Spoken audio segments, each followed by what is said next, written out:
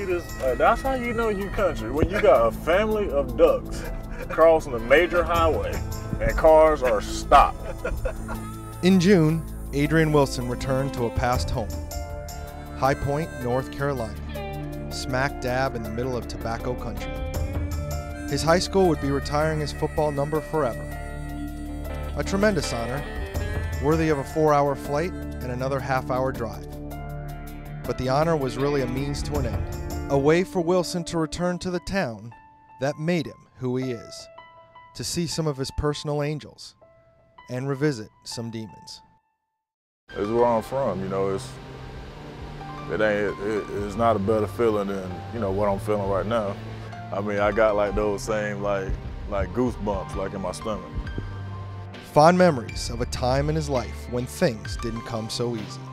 Man, I'm feeling 17 again, man. I'm just so amazed at how nothing's changed.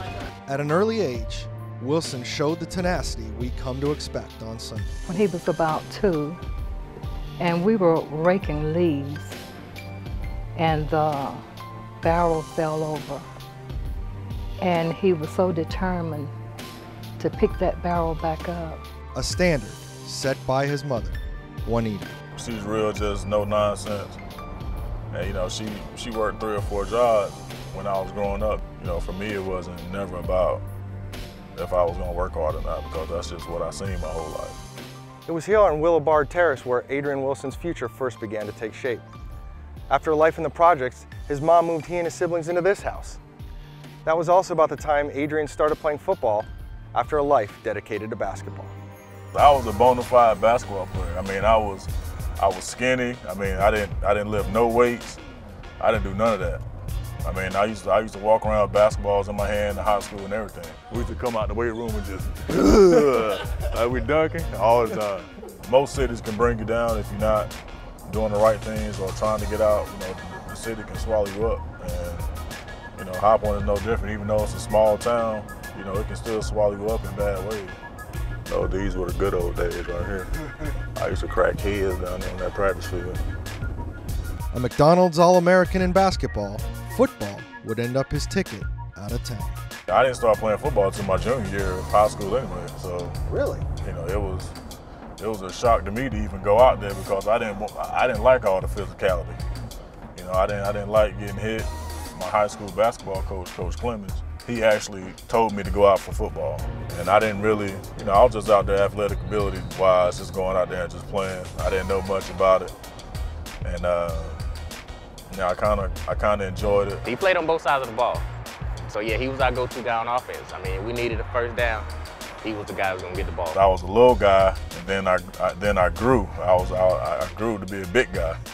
So they kept me at, you know, receiver. I put on some weight. They put me in free safety, and from then on, it was a wrap.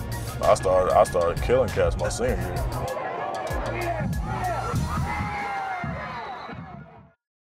William Guy was another of High Point's star athletes, one who was mixed in with the wrong crowd, and he was Adrian Wilson's older brother. They went to the movies one day when William got a page that ultimately would change both their lives forever. We drove up to the house, and it was like a drug deal gone bad. Like he came out the house like bleeding, and I ran all the way home. It was like on the other side of town. It became like a drive with Adrian to go all the way. As a matter of fact, my oldest son had said, Adrian is the one that's going to make it. I mean, it was probably one of those things in my life that I wish I never saw. The loss of Wilson's brother, a daily reminder of the fortune that came with his departure from an increasingly violent town. Next week, in part 2 of the Wilson legacy, from High Point to NC State to the Cardinals, Adrian's journey comes full circle back to the place it all began.